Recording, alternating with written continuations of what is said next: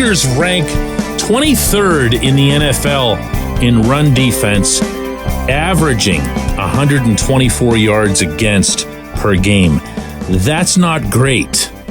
And that's only part of the reason that the home team should be pounding the ball at them. Good morning to you. Good Thursday morning. I'm Dejan Kovacevic of DK Pittsburgh Sports. This is Daily Shot of Steelers. It comes your way bright and early every weekday.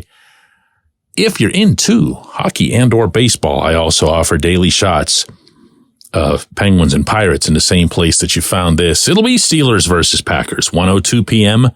Sunday at Acrisure Stadium. I'll be covering that for DK Pittsburgh Sports. I'll also be covering practice today over on the south side. And the vibe over there, the general feel, is upbeat about this offense. And there's no reason that it shouldn't be after putting together 166 rushing yards against the Titans a week ago today. Najee Harris, Jaylen Warren, in whatever order you want to mention them, were a big part of that. The offensive line was a big part of that. And yet everyone involved will tell you there's more to go. They speak of the running game in the future tense. Listen to Kenny Pickett yesterday. Yeah, it was huge. I thought the balance was there. 22 and 30 ran the ball great. The line was firing off the ball. They were protected really well, stayed clean majority of the game. So that's kind of what we're trying to get to here. Hear the future tense, where we want to be. Well, they're not there yet. And what they know that maybe not a lot of other people will realize yet is that their full running game has not yet come close to being installed, because they haven't even used the other two weapons, at least not to any significant extent, for the better part of this season. Those, of course, being the combination of Calvin Austin III and Anthony McFarland. McFarland's been out almost all season. Austin's missed some time of his own. And what you've lost were essentially several pages of the original playbook, several pages that were going to get a lot of wear and tear this fall.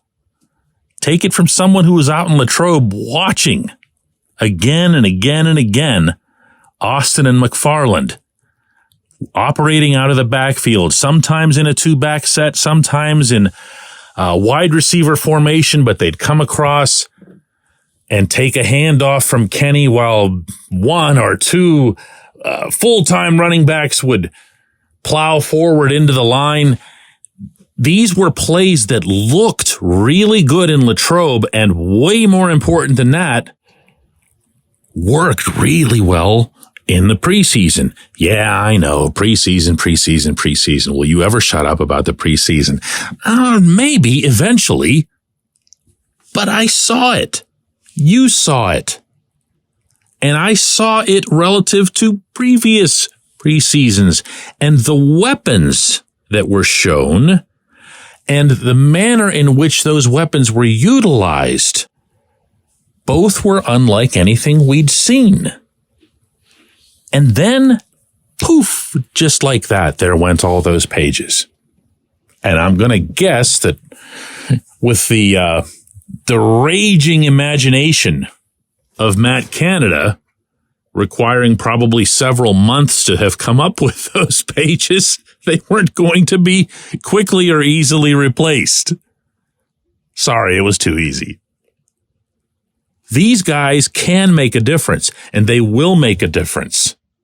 Both Austin and McFarland. And to put that in the simplest possible terminology, if your running backs, your base running backs, Najee Harris and Jaylen Warren, of course, are the type to go through the middle of the line, to go inside the tackles for their most effective runs. Yes, Jaylen can hit the edge. Najee really can't. He just thinks he can. But for the most part, they're both interior rushers. They're both guys that are going to make their hay where it's the hardest. It's just their nature. But if you have someone or a couple of someones who can legitimately not just hit those edges, but explode off those edges, who once they get to that edge can turn upfield and see a whole lot of grass and make something of it.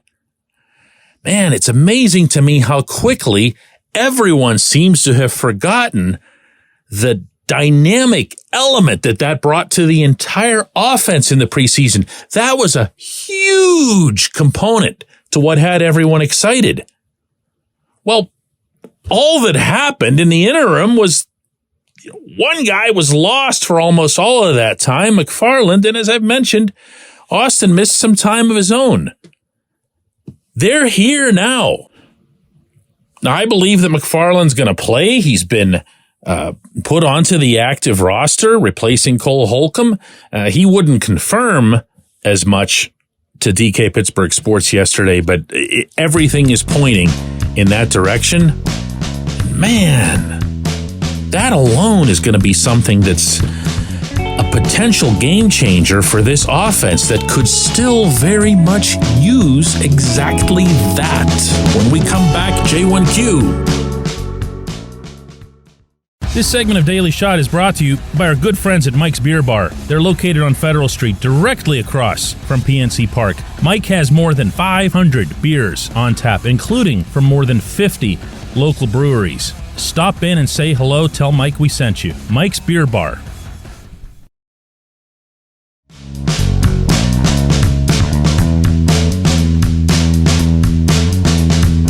Today's J1Q comes from Mike, who says Mike Tomlin is a hypocrite. He benches Chuks Okorafor over an outburst, but George Pickens is a pebble in his shoe? Well, yeah, Mike, because here's the deal. Whatever it was that Chuks said on the field, it was something that the head coach considered to be a completely unacceptable thing to say. You don't know what it was. I don't know what it was. But I'll ask you this. Can you recall any similar situation with Tomlin? I can't. And I've covered the man's entire career. Doesn't mean there wasn't one. It just means that it might not have become public or that it didn't actually happen. But in this case, it obviously happened. Both Tomlin and Chuks acknowledged it. And they both spoke candidly, at least about what it was that was, in the words of both men, quote, significant, end quote, reason for his benching. It wasn't the only reason. It was a significant reason for his benching. So let's put this into the most accurate possible context. George wanted the football. George acted like a baby, by all accounts, after the game. And George then went and acted out stuff on Instagram that the head coach just doesn't care about. And I know that in this social media, I don't want to say ruled, but influenced environment that we live in, we have a hard time understanding that. If we're on, Twitter or Twitter X or whatever the hell it's called now, we're on Facebook, we're on Instagram, wherever it is that we happen to be, that forum feels like the world. YouTube can do that as well, where it just seems like it's the biggest deal. This is what people think. This is how people are reacting. Well, it isn't for everybody. Do yourself a favor one of these days and check the actual usage of individual social media platforms. And by that, I mean the percentage of the public, the American public, that'll open up, for example, Twitter. I've seen that percentage be in single digits.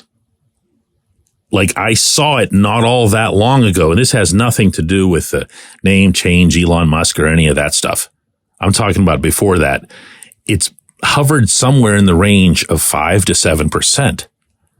Well, the head coach of this football team very clearly isn't one of those, so he couldn't care less what the guy is doing on Instagram, of all places, which still in all is, a place to put your photos.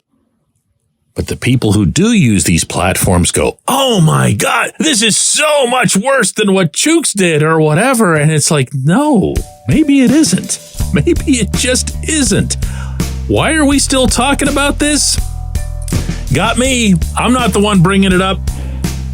Thanks for the question. Thanks to everybody for listening. Again, I'll be at practice today, and we will do another one of these shows tomorrow, getting you ready for the Green Bay game.